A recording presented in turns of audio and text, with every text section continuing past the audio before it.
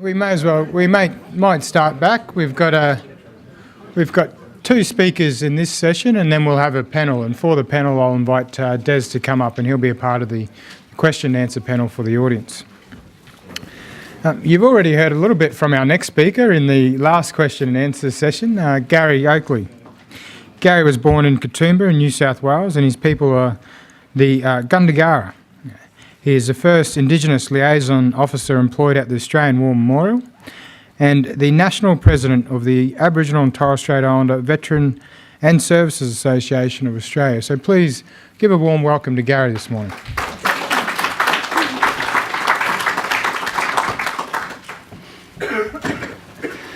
Good morning. I'd like to pay my respects to the traditional owners and their elders past and present and any other elder that's here today.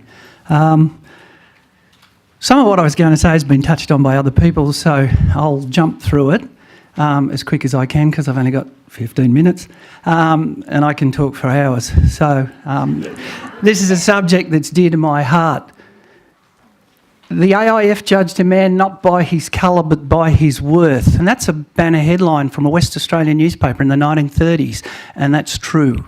And I always tell people this, the Australian Defence Force was the first equal opportunity employer of Indigenous Australians.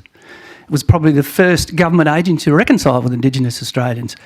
And the Army has been the traditional employer of Indigenous Australians from day one.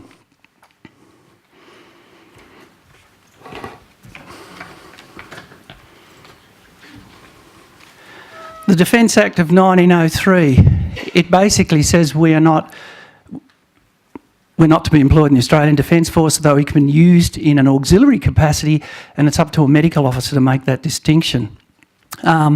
We basically were not allowed to serve in the Australian Defence Force proper until 1949, so we fought 2 world wars against the Act. And in the majority, the Australian Defence Force didn't knock us back.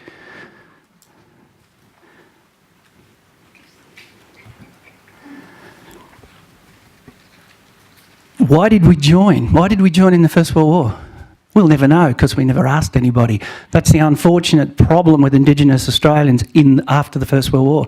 They went back to community, the majority of them, and when they went back to community, the status quo went back to what it was before the war, and they disappeared. And this is secret history stuff. You know, we just don't know.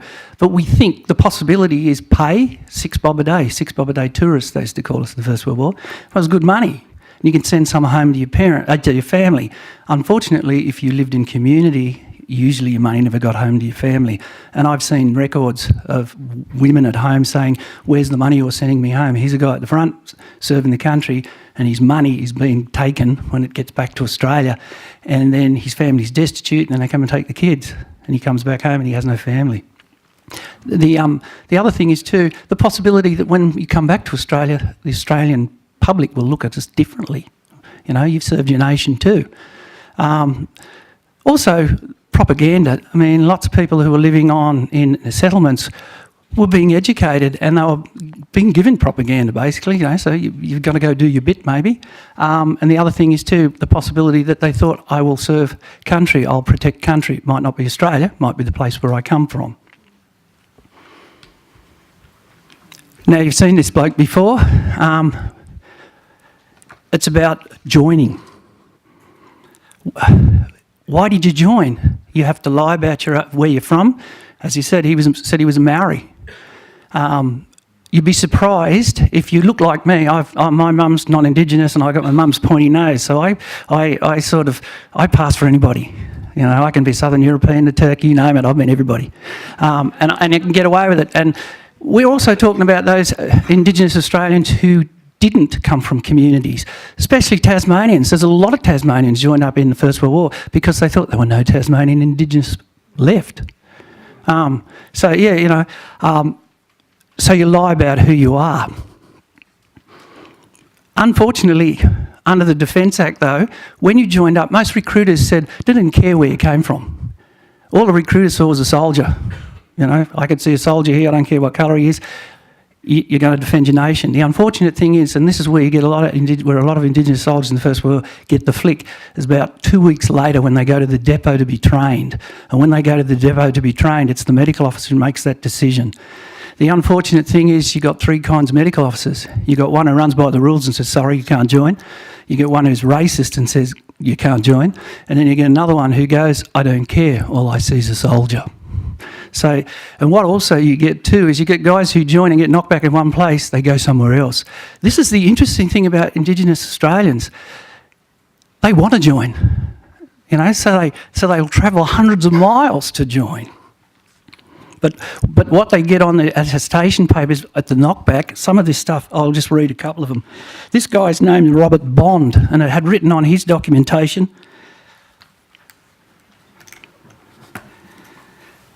it says, not half-caste, father half-caste, mother full-blood. Bond is very dark and is Aboriginal type. His disability is listed as a question of parentage.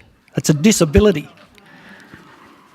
And another guy, Edmund Bilney, it was written on his why he couldn't be enrolled. He had a deficient physique. Half-caste Aboriginal, not full-blood, and not for the AIF. So some places... And those two guys, I think, for South Australia, and you actually can see places where the racism is working. But this guy joins, Charles Tedney Blackman. He has no problem getting in, and he's a Queenslander. He's interesting. We hold his letters at the War Memorial. And he's on leave in the UK, and he actually takes some orphans under his wing and looks after these little two orphans, and he writes home to his family saying what he's doing. But he also writes home to the family to say that in action, he says, today we took prisoners, and when they had their hands up, someone threw a hand grenade at us, and he said, and we shot them all, we cut them all down, and he goes, from this day on, I take no prisoners. I mean, that's what war does to you. But the interesting thing also about him is we have very little information on Indigenous soldiers. What we have is, the reason why is because when people came back from the First World War, if you were non-Indigenous, you came home, hung your uniform in a cupboard, and you forgot about it and you pulled it out on Anzac Day. Aboriginals, when they came home and went to community, guess what? You got a good hat, a good warm overcoat, got a good jacket and a good pair of trousers. You wear them out. You keep nothing. And that's the unfortunate thing. But also the good thing on their attestation papers, if you're in, there's no mention of you being Aboriginal, which also makes it very hard to find somebody. You really only know they're Indigenous if they're knocked back once.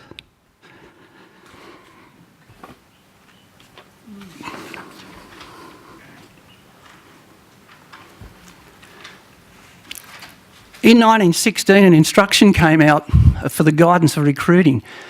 They started to notice there was a lot of black faces in the AIF, so they actually put a ruling out to say, stop recruiting Indigenous Australians. Again, the Defence Force basically ignored it. The AIF basically ignored it and kept on recruiting.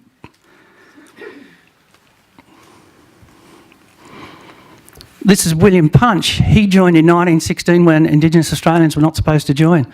He got through all right. He's an interesting man, Punch. He comes from Goulburn in New South Wales. We always thought he was a Queenslander because a family took him in as a young boy. There was supposedly a massacre and he was the last surviving member of the massacre, and the family that took him in lied about where he came from. They said he was from Queensland because the massacre had actually happened outside of Goulburn. And what they wanted to do was protect him so that, because he was the last surviving person of the massacre, so they lied about where he came from. So for many years we thought he was a Queenslander, but he's not. George Combo. There are several Combos in the First World War. There's a Combo from Cherbourg. He's interesting in that he couldn't join in Mergen, so he leaves Queensland and goes to Victoria. And he tries to list in Victoria and they say, oh, he's very dark, what are we going to do with him? So they say, no, you can't join. So he jumps across the border to New South Wales and he gets the same sort of thing. So he keeps jumping backwards and forwards till in the end someone says if he wants to join, let him. Unfortunately, on the way to France, he dies of disease.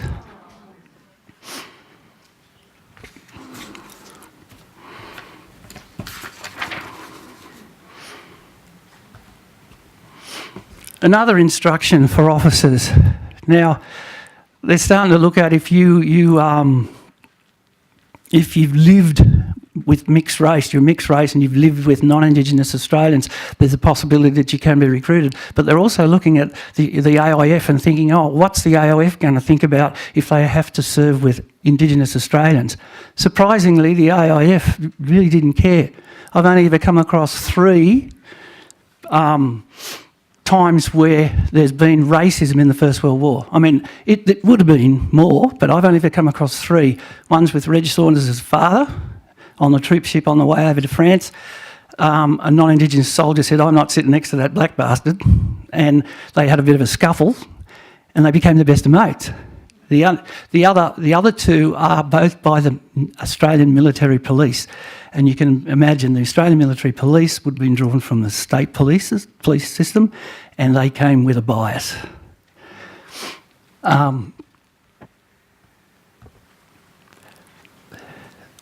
Worried about not getting on with your non-Indigenous Australians. This guy has no problems whatsoever.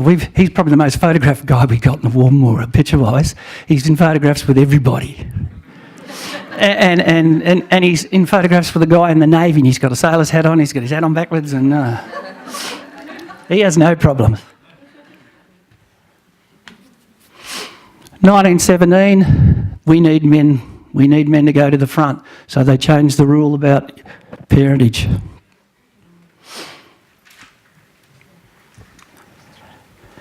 Private Douglas Grant. Douglas Grant's interesting because he tries to recruit early in the war and he's knocked back because of his Aboriginality. Again, Douglas Grant was taken up and was, as a young boy, he was saved from being killed by a non-Indigenous family, an anthropologist, I think he was, by the name of Grant, who was Scottish. Douglas Grant grew up speaking English with a Scottish accent, and he played the bagpipes, and he was very well educated. This photograph is of him as a prisoner of war. It's held in the German archive and I'm trying to get a better copy of it. Surprisingly, there are a whole bunch of photographs of Australian prisoners of war held in Germany, and there are bunches of Indigenous Australians. Grant gets captured at Bullecourt. He's interesting in the fact that they put him in with the Moroccans and all of these colonial troops because they didn't know what to do with him, the Germans. So he was in with the Moroccans and the colonial troops, and a German officer passed in the camp, saw him and said, he's Australian, he's Aboriginal, pull him out, put him with his mates. This officer had been in Australia before the war as an anthropologist, and he knew Indigenous Australians. So they put him then in with the Australians. He was known to be, he was so fiercely loyal and fiercely Australian, they reckon he was frightening. But he was also super honest, so he was the man they used to dish out the Red Cross parcels. He has a very interesting life. When he comes back to Australia, again, like all servicemen, he couldn't adjust. Drink got him for a while. He was in Callum Park, which is a mental institution in Sydney, both as an inmate and as a clerk. He built one of the first memorials, war memorials to soldiers in the First World War at Callum Park, and it's still there today. It's a giant harbour bridge. And they built the harbour bridge because it was a bridge between white and black Australia. So, yeah, this guy did the first probably war memorial to Indigenous Australians. He also had his own radio show in Lithgow, and when he died, he had a town funeral. People came out. He was also the secretary of the RSL at Lithgow. Another prisoner of war, as you can see, they're in a prisoner of war uniform. It's a dark blue uniform with yellow stripes on it, yellow hatband, yellow stripes on your arm and on your legs, and a big prisoner of war number. He's Queenslander. He also has a brother who joined up in the Light Horse. He's captured in a raid by the Germans into a trench. A bunch of Germans get in the trench. We both sides raid, and the reason they raid is they go across and they try to find out who's in the trench opposite you. So you either kill a guy or bring back a prisoner, or you bring back his epaulets so you know what unit you're fighting against. The Germans came over and did a raid, and all they found of him was his boot. He'd been shot in the side and in the foot, and they took him away as a prisoner of war. His brother, as I said, was also in the army. It was in the Light Horse. His brother's got an interesting attestation paper because they list his religion as Aboriginal.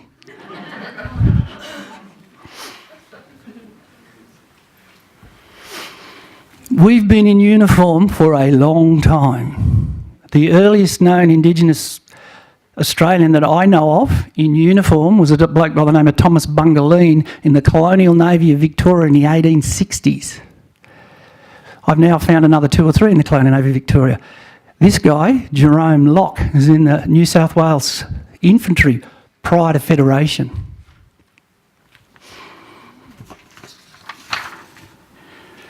Jerome has an interesting story as a family.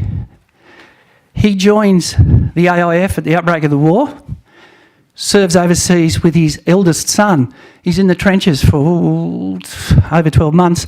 They realise how old he is because he's been in the Colonial Defence Force. So they send him back to Australia. So you're too old to be in the army, not to be outdone. He lies about his age and joins again. And they catch him again, and they send him back to Australia. And they basically say you can stay in the army, but you won't serve outside the country. His youngest son, Olga, joins up as well. He's lucky though, when he gets to France, he gets there 2 days after the armistice, so he doesn't have to fight. Now, this is the big thing about Indigenous Australians, family-wise, group-wise. I still work for Defence as a reservist, and I work for Indigenous Affairs, and we recruit Aboriginal and Torres Strait Islanders. And when you talk to a young Indigenous Australian, Aboriginal, Torres Strait Islander, and say, why did you want to join the Defence Force? They go, oh, I want a career, I want to travel, I want a good wage, etc., etc. And then they go, oh, by the way, my dad was a Vietnam vet. And you go, okay. And they go, and my granddad was a Second World War vet. Oh, and my great-granddad was in the First World War. There's a tradition of service in Indigenous families that's huge. And I think it's because when you were in the Defence Force, it's the first place these guys were treated as equals. So they passed that story on.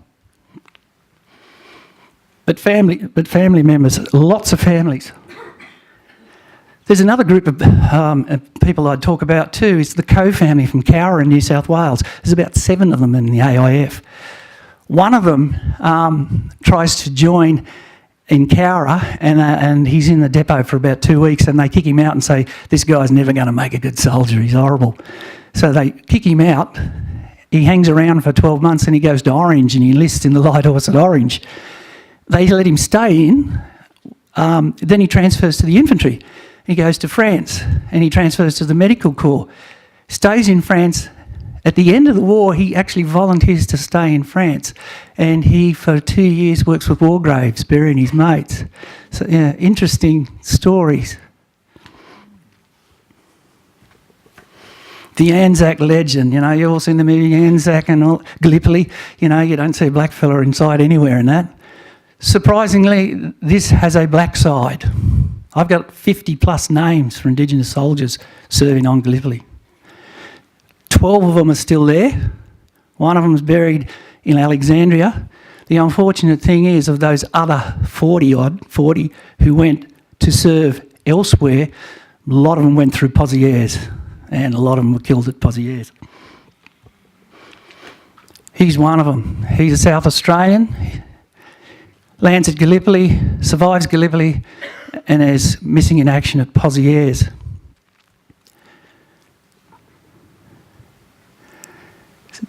Reg Saunders is not the first Indigenous Army officer in the Australian Defence Force. Lieutenant Alfred John Hearps, a Tasmanian. He was a sergeant on Gallipoli.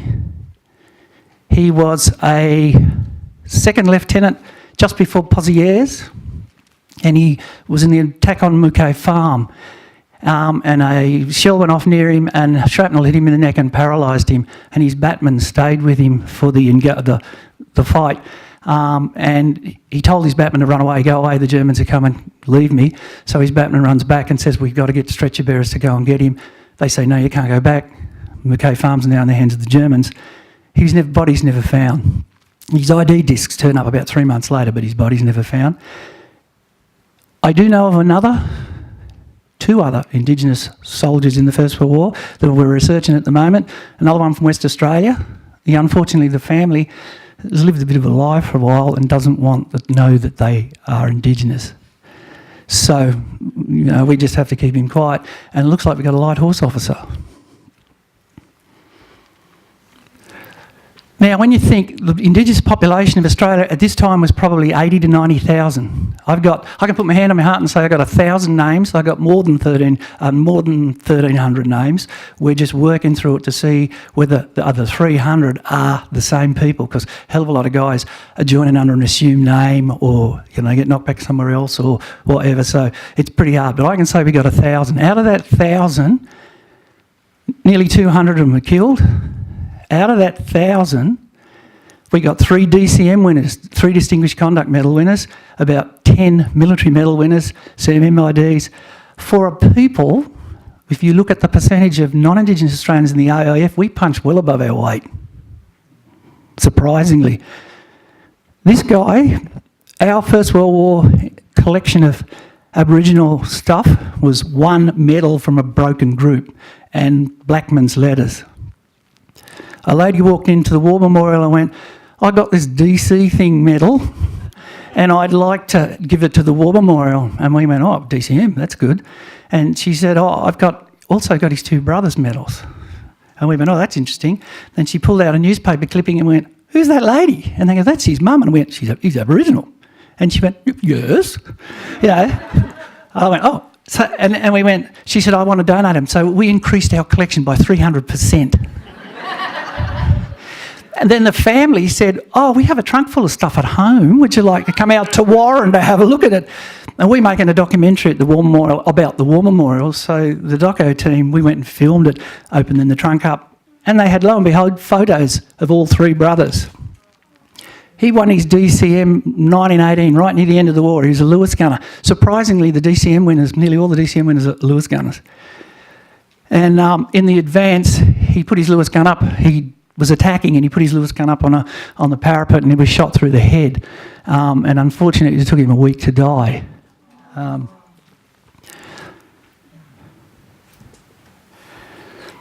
These 2 are interesting. Harry Thorpe and Reginald Rawlings. Reg Saunders is named after Reg Rawlings. These are fighting at Ditchamara. They're from Victoria. Both MM winners. Both knew each other, both mates, served in different battalions, both killed on the same day, both buried next to each other. And you've heard about the 11th Light Horse. The 11th Light Horse, Queensland has the distinction of having a unit that has the most Indigenous soldiers in it than any AIF unit, and that's the 11th Light Horse.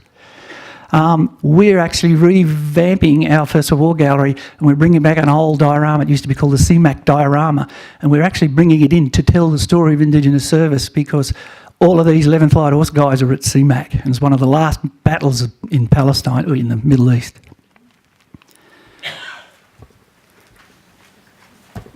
I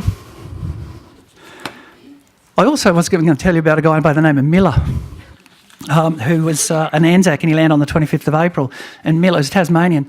They last saw him charging up the hill on Anzac Day. And unfortunately, he disappeared, and his wife keeps writing letters to the army saying, where is he? Because they can't say he's dead, because she can't get a pension. So that goes on for months and months and months. And in the end, they say, he's presumed dead, therefore you get your pension. Then they write her a letter in 1922, and they say, we found him. And they said, we'll send you his identity disc, because that's all that we can send you. So, these guys were being found a long time afterwards. I'll just quickly talk to you about... Am I running too... I'm going over, am I? This is a story I like to talk about. A bloke by the name of George Aitken, Queenslander, brought up by a non-Indigenous family. He goes to war with his white brother. They join up together, they serve together, they go overseas together, they train together. But in a village called Cotsford in the United Kingdom, the military police ordered George to leave the village, the Australian military police. And you can probably guess why. There's a bit of a scuffle, he punches the military policeman, he gets 2 years hard labour and a forfeiture of pay for a year. His brother goes to the front, gets wounded, gets captured. Somebody in the Judge Advocate's office says to George, this guy's been pretty badly treated, we'll flick the rest of his sentence and we'll give him back some of his pay, he can go to the front. The unfortunate thing for George, he goes to the front and gets killed. But in his papers, there are 2 wills. He fills out a will fill out the box one, standard military will sheet. But he writes another will, and he either writes it in his own words or he dictates to somebody his will. And I always like to read this will because this is what this is all about. In the Defence Force, you are the same. Your colour, religion means nothing. Your allegiance is to your mates. This is his will. Goodbye, old man, and good luck to you. Wishing all sorts of luck to pull through this war. We have been the best, very best of mates, and the only thing I wish that we meet over the other side of the world, if there's any such place, is that I don't think I will ever forget you, Dan. I will think of you when I'm dead. Never need to say much to you when we used to knock about together. I was very funny like that. Anybody I liked, never say much to. Goodbye, old man, and good luck. And he also says that he wants his money to go to his mother, who is the non-Indigenous mother. The sad story about this guy is, after the war, the family want to claim his medals as one of their own. The Australian government says, no, you can't have them because you're not a blood relative, and there is a pecking order in who can claim medals. His medals are still sitting in a drawer in Defence. They've never been claimed. Thanks. Sorry. Thank you, Gary. And Gary will be a part of our panel, which will be after our next speaker. You've already heard a little bit about the performance, Black Diggers, and I encourage you all. It opened last night and will be on for the next few weeks, so I encourage you all to get along. Our next speaker, David Williams, was a researcher for the Black Diggers production. He works as a director, writer, researcher, producer and performer with theatre companies across Australia. So please welcome David.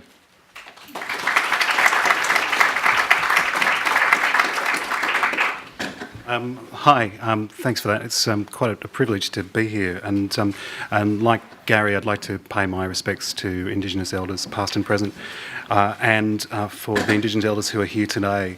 I've followed Gary a few times in discussions of Indigenous military service, and I always feel like a bit of a fraud next to someone who actually has made their life's work to memorialise Indigenous soldiers. For me, my engagement with this subject matter has really been about the life of this production, Black Diggers. So I was engaged as a researcher on that project in late 2012. And I'm not an Indigenous man, though I grew up in Western Sydney in the lands of the Darug people. And much to my shame, it's not something that I knew anything about. I have soldiers in my family. My brother-in-law is currently in the Army, and my father was recently forcibly retired from the Army Reserve because they stopped giving him age extensions. And so there's a kind of military engagement with my family. But for me, finding out about Indigenous soldiers in World War I was a shameful gap in my knowledge. And one of the great things that I hope Black Diggers, the play, will enable is a shining a light on these lost stories. And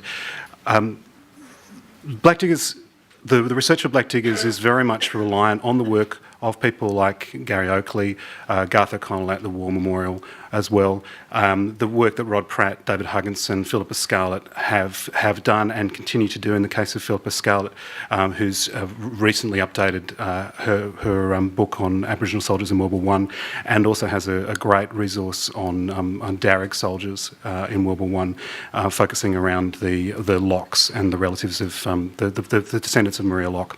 So these are all fantastic resources around these issues. One of the challenges of the research process for Black Diggers, the play, was there are people who have been researching this area, but there is a paucity of resources. And the button I want is next, which is hiding somewhere. Sorry. So I'm a Mac person, clearly. Yeah, cool. So there is a great paucity of resources of materials around Indigenous servicemen in World War I. Now there was as previous speakers have said, there were huge barriers to enlistment for Indigenous servicemen. And these were explicitly in regulations. So the Defence Act 1903, amended in 1909. So explicitly you were not allowed to serve. For all sorts of reasons, primarily because the idea of Australia was very new. So Australia as a nation was a very new thing, and the first AIF, the Australian Imperial Force, was really one of the first federal institutions. So one of the first institutions that straddles state borders, and so the rules that applied to the AIF were fairly unevenly enforced in different jurisdictions.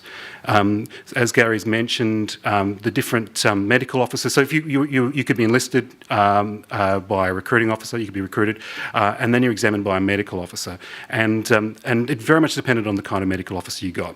I've seen the file of South Australian soldiers that are all rejected, Indigenous soldiers that are all rejected by the same medical officer in Adelaide for variations of the same theme. His deficient physique is that he's too full-blooded for the AIF. There's lots of that with the same doctor's signature. It might be interesting to name this person at some point, and what was his war service like. So it very much depended who you got, but people got through. Lots of people got through. And then in 1917, after the defeat of the second conscription referendum, they changed the rules because there was clearly a great desire for Aboriginal men to serve. The motivations are complex, as have already been discussed. The pay would be clearly one of them, but the other would also be some aspiration that military service might lead to better treatment, to citizenship in the future. And there's been a long historical link between military service and citizenship going back to the Greeks.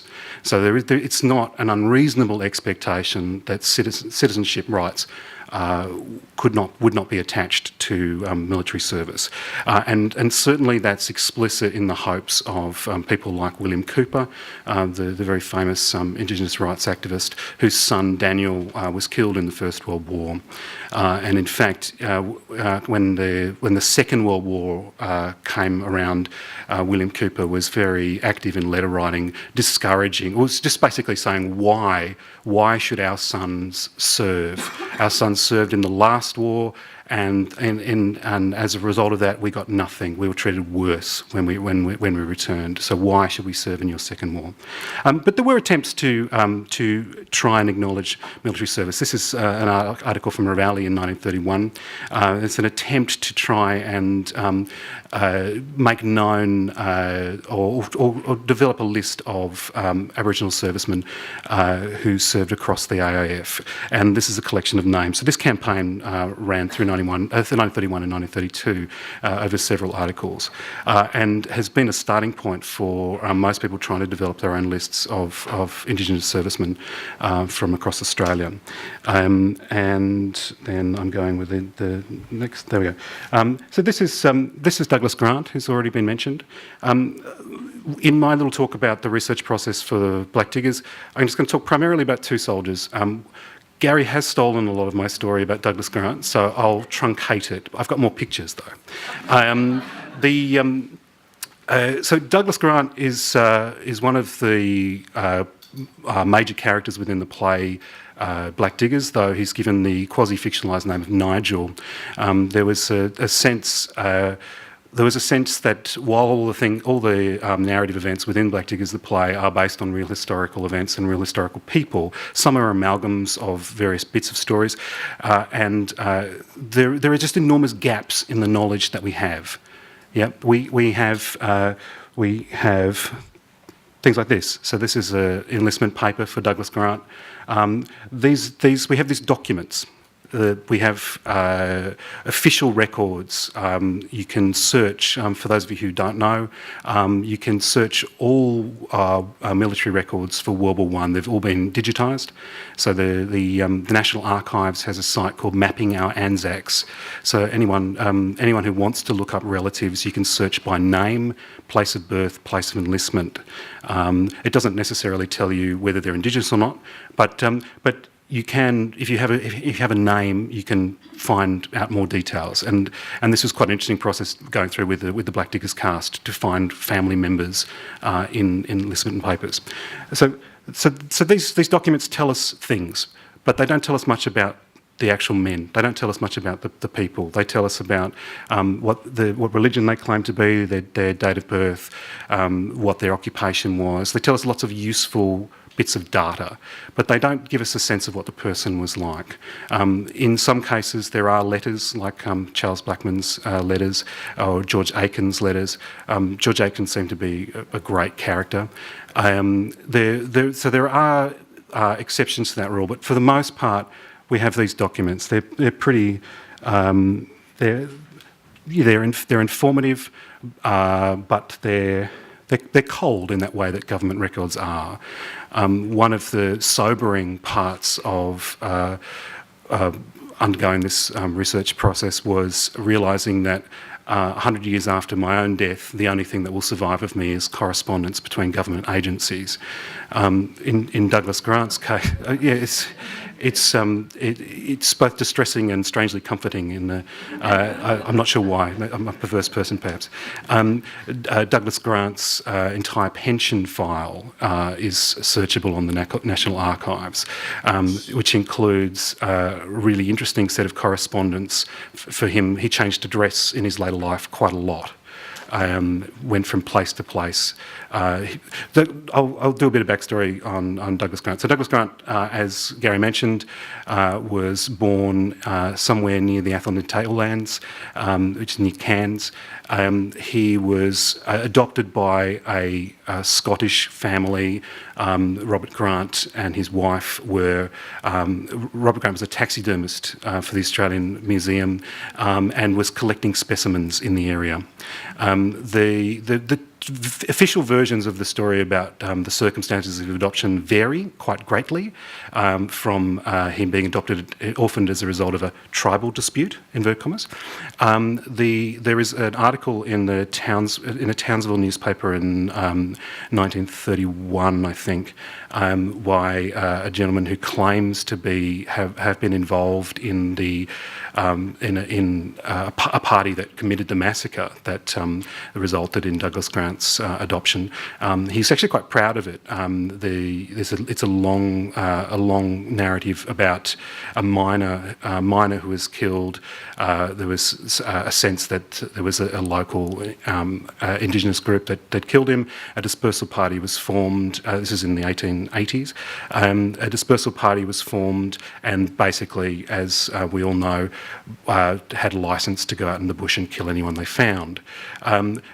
When it came to disposing of this quite young child, there was a sense that they didn't quite have the stomach for it, but they had heard a rumour that this Scottish family were potentially interested in adopting a little black baby. That's that phrase is used, and take the child down to the camp where the Grants are. The Grants adopt him, and there's another casualty form. This is also Douglas Grant. So you just kind of get everything that happened to him in the military. I'll skip through to the next one. I'll linger on this. He was adopted by the Grant family and taken back to Sydney, and there was quite a strong family group in Annandale and Sydney. He was given a very good, excellent education. He was very intelligent, very popular, very charming. Reportedly could play the bagpipes, but also recite the poetry of Robert Burns. He was a very active citizen, would regularly write letters to the newspapers, was very literate and articulate, and had lots of friends. The Grants also had, there's quite a expat Scottish community around Lithgow, which is hence the radio program later in his life, and so he was had very close family ties to his adoptive family, to the extent that after the war in 1919, he visited adoptive relatives in Scotland, and was very much seen as a part of that family for people he'd never met. There's a wonderful story, anecdote of Douglas Grant that's reported slightly different variations in different newspapers, but a little Scottish girl walks into a lolly shop and hears this man talking, this Scotsman talking, and walks in and is shocked that it's a black man speaking in a Scottish accent, and she asks him why do you speak in a Scottish accent? Why do you speak like that? And he said, "Oh no, I'm a true Scotsman. It's so hot in Australia that I was burnt black." I suppose that little girl had nightmares about Australia for quite some time. So Douglas Grant worked at a place called Mort Stock as a draftsman.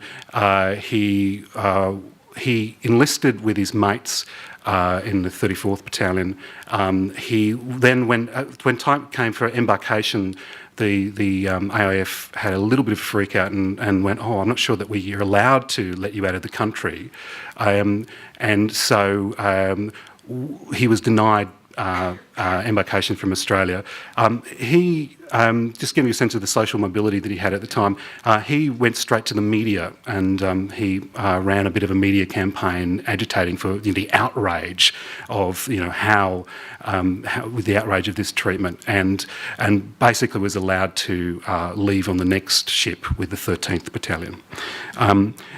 So he was very vocal. He was not used to discrimination.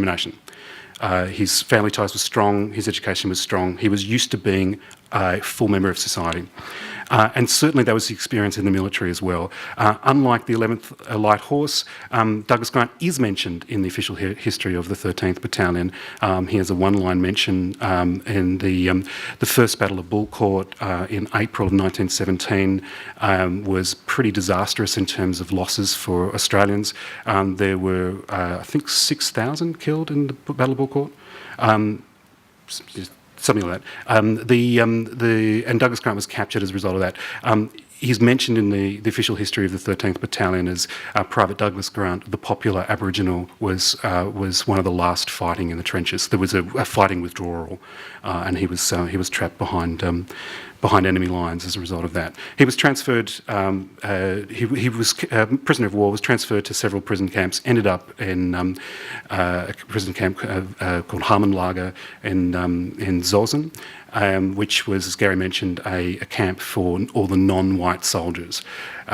This was an opportunity for German officers who were anthropologists to study the colonial specimens of the enemy empires. And that was one purpose, and the other purpose was as a propaganda camp. There was attempts to foment insurrections amongst Muslim Indian populations, and actually I'm by no means an expert in this area, but there's been some research done on the Pakistani independence movement, some of the leaders having received training at Harmenlager during World War I. So there's kind of 30-year legacy of that training. There was also an attempt there was an Irish battalion that was trained at this camp to foment rebellion in the Irish territories. That went to nowhere when the leader of that territory was captured, or when he was sent by a German submarine back to Ireland and was captured by the British and hung as a traitor. So unfortunately for the Germans, that plan didn't go anywhere. But one of the interesting things about the Harmenlager camp is a lot of records survive of this in German archives, and this Indian scholars have found a whole record of Indian languages. So there are a lot of German anthropologists who were in the army who were interested in Indian languages and were making recordings. So there's a lot of recordings that survive to the present day. Reportedly, officers in the camp were very disappointed that Douglas Grant only spoke English. He didn't speak Aboriginal language, with a Scottish accent, yes indeed. So whilst he was considered to be a prime specimen, they were a little disappointed that he could only demonstrate physiological specimenness. They also wanted language and culture, which he was unable to give them in an authentic way that they wanted.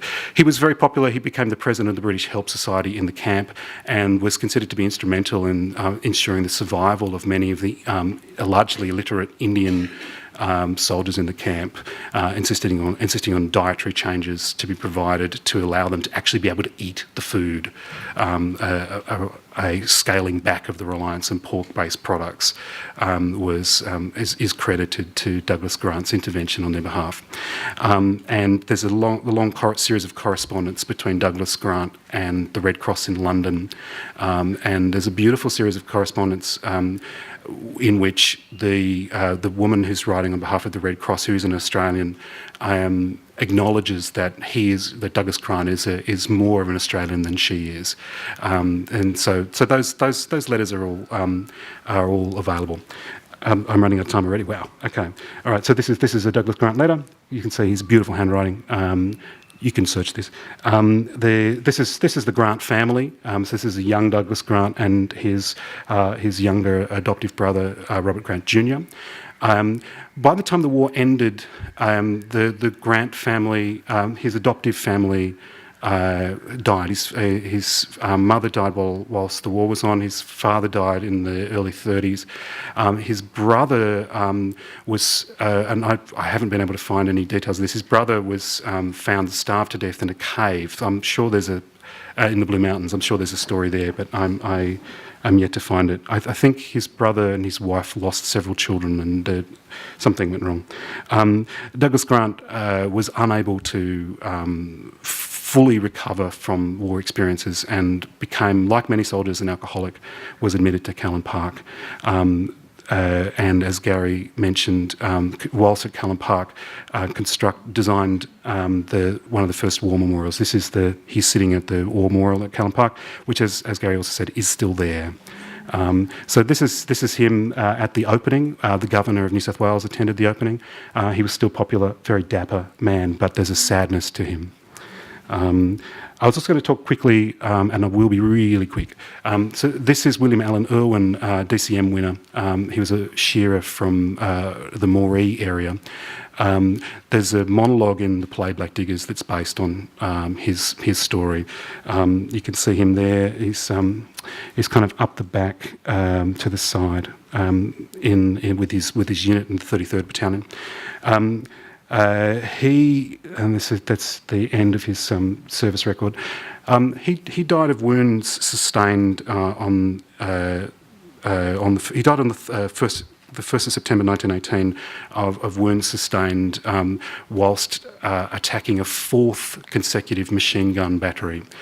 So he managed to successfully destroy 3 machine gun batteries, and whilst attacking a 4th was wounded so severely that he died several days later as a result of that. There was another soldier in the same action that undertook a similar activity, who was granted a Victoria Cross. And there's some speculation that had William Allen Irwin not been an Aboriginal soldier, he too might have got a Victoria Cross. That's very difficult to know. But there's a very beautiful monologue in Black Diggers that's based on that story. It's not exactly that story, but based on that story. And everyone's mentioned the Light Horse. This is another article from Ravalli in 1931.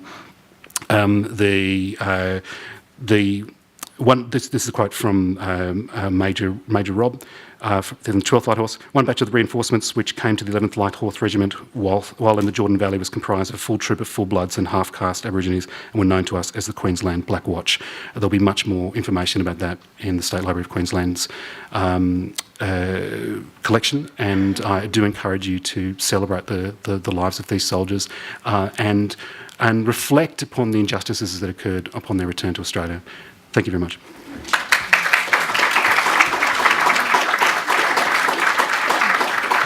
Thank you, David. I'd just invite our panel of speakers, so Des, Gary and David, if you'd like to grab a seat. We've got about 15 or 20 minutes for questions for the panel, so...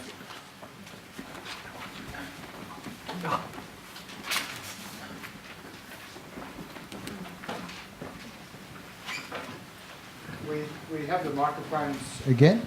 Are there any questions from the floor for the panel?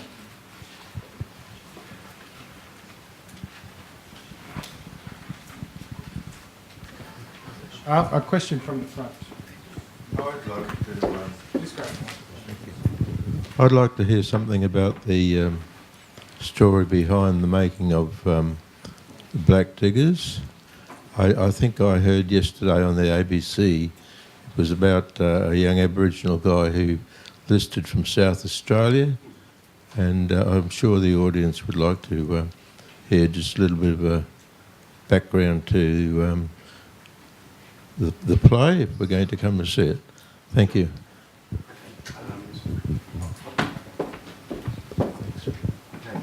Thanks for the question. I'm going to assume this is on. No, it's not. Okay. Well, that one's on. Good. Excellent. Okay, this one's on. I can hear myself in this one. All right, so Black Diggers, the play, was originally an idea from Lieven Bertels, who's the director of the Sydney Festival currently. Now, Lieven's Belge, so he's from near Flanders Fields, and the village where Lieven grew up in was adjacent to one of the major war cemeteries in Belgium. And in this cemetery is buried a young soldier from South Australia by the name of Rufus Rigney, who is a Narranyeri man from Rauken, formerly known as Port Macleay in South Australia. And there is a book called Narranyeri ANZACs by Doris Cartanieri, if I got the right. Doreen Cartanieri, sorry, which is a great, fantastic book, which details the whole bunch of these 21, I think, that served from the Port Macleay mission, several of which were killed overseas, including Rufus Rigney and his brother Cyril Rigney. Now, Rufus was quite young, so he died at 17. I'm thinking he overemphasised his age.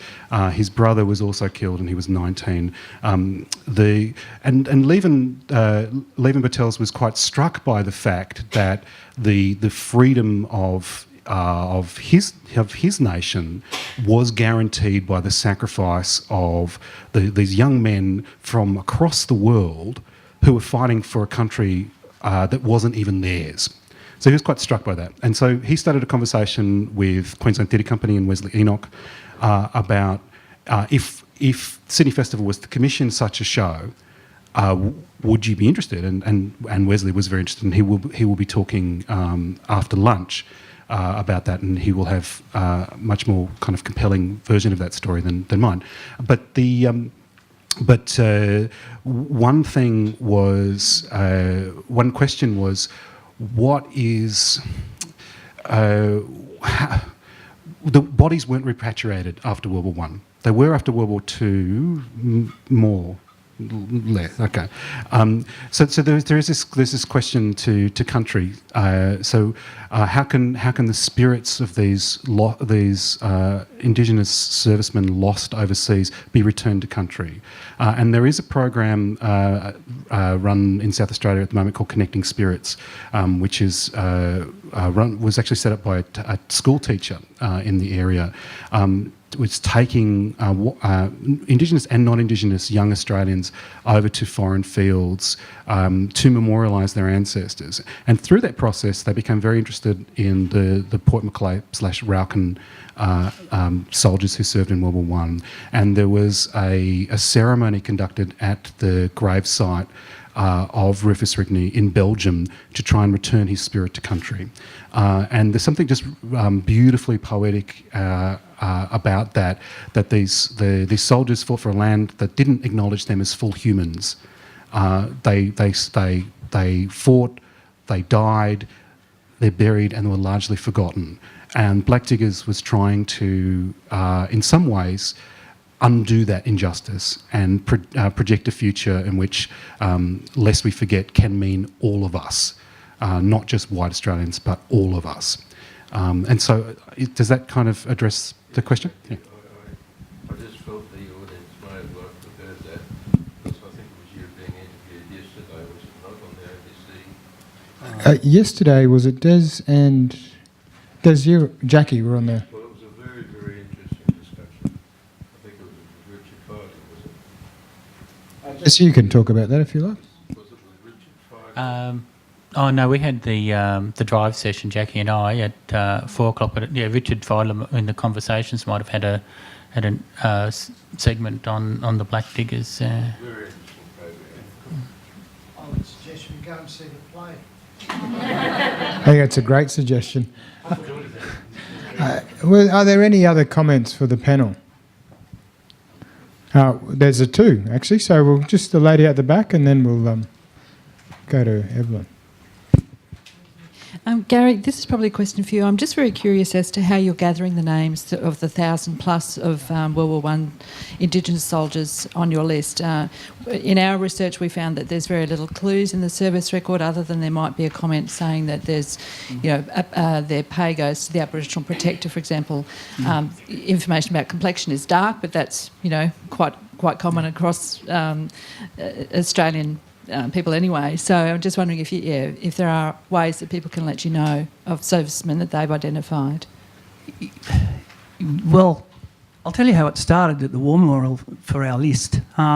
When I became the national president of our association, I inherited a list of 200 names, and I thought, I don't know what I'm going to do with this list.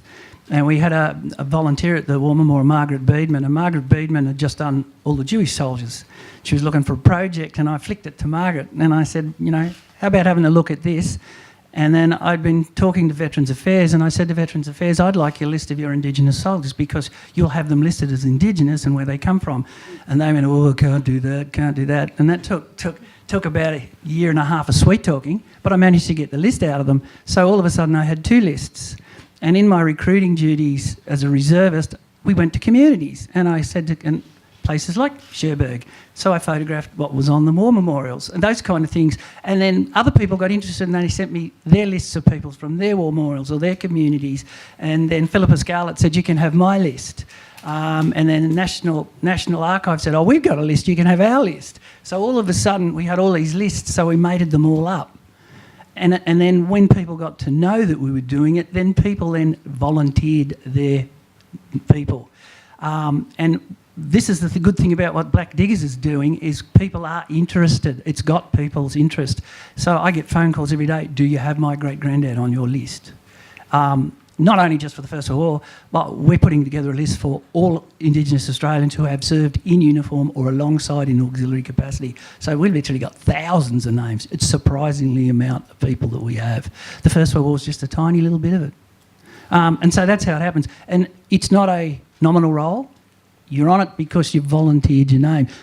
We find people who are not Indigenous on it. They bleed in from lists, say, from Veterans Affairs or whatever. So it's an ongoing project. We will never, ever know how many Aboriginal or Torres Strait Islanders have served in the Australian Defence Force. We will never, ever know. We will never, ever know how many are killed, but they're all up there on the walls in the cloisters at the War Memorial, but I can't point at them. I can only point at the ones that I know. It's basically trial and error, people coming forward. On that point, and I'll have a question before we go to the lady in the front and then at the back. You said you've got a list of about 1,000 people where you could definitely say they are. How do you go about checking the other 300 then? What's involved in that actual process? This is the hard part. If you've got a name and you've got a service number, you just basically, it's trolling through their service records and all of a sudden you get a hint where you go, there is the same next of kin but a different name. And then you do some backtracking and then you find out it's the same guy but he's lied about who he is because he got knocked back once before. Or he takes up somebody else's name. And it's interesting too about nationalities as well. You have to troll through them too. You'd be surprised the amount of Spanish Aboriginals there are in the First World War. Because guys like me with a slight complexion and they don't look Indigenous, say they're Spanish or they're from somewhere else, from Spain, So you really... it's a hell of a lot of cross-referencing. It's a full-time job. I've got 3 volunteers working on it full-time. I think enough time for 2 questions. There's just a question in the middle here and then the gentleman, or the two gentlemen out the back after that. Yeah, thank you. Just a comment. Private Richard Martin is my great-uncle. Yeah. But, my mother didn't know about that. For all her life, we grew up going to ANZAC and all that, and dawn services. We just knew about Uncle Richard. She was only 6 years old when he left. She remembers standing on the jetty waving to him as he left Stradbroke. But what I'm also thinking that his father was Richard Martin, Dick Martin, and he came from New Caledonia. So I don't know. He could have said that he was from New Caledonia, but he said that he was from New Zealand. So, you know, it's important to know his mother was Aboriginal from Stradbroke, his father was from New Caledonia. Thank you very much for that. The thing about the Maori, under the Treaty of Waitangi, Maori were explicitly allowed to serve. So they knew if they said they were Maori, they could definitely get in. So that's why the preference may have been to use Maori as a disguise, if that helps. Two questions out the back, and then we'll have to wrap up for this session. Look, my name's George Bostock. I'm in the play Black Diggers. And I think if the people who will come along and see it, there is a touching scene in Black Diggers where Gary touches on about the memorial, where the actors, there's a white background and there's a hymn being sung, and the names, the actual names of the Aboriginal who were killed in the First World War are put up. And the actors write the names down. They try to get as many names up there as possible on that white wall as possible for those who were killed over there. And last night at the function after the play, a couple of people come up to me and they said, look, we saw my grandfather's name up there on that wall. And that really touched me personally, you know, to know that, you know, we had a part in bringing that woman's grandfather to her again. So. Yeah, thank you. And then one final question before we wrap up. Yes, I noticed that there was a Private William Punch. He was mentioned here earlier today. I believe he's buried in England, but he has a very similar background to Grant, because in that they were both raised by white parents. Is that right? Yeah, that's right. And he gets a bit of a write-up as well in Ravelli magazine, Punch, as being, again, a fiercely loyal Australian, highly regarded by the men who he served with. Apparently he was quite a consummate, a good musician. But he died of disease in a hospital in the United Kingdom. Yes, he was. I think he was wounded 3 times before he died of disease. Yeah. Yeah. Yeah. Yeah. All right, I do see there's a few other questions there, but unfortunately we're going to have to break for lunch. So please thank all of our panel.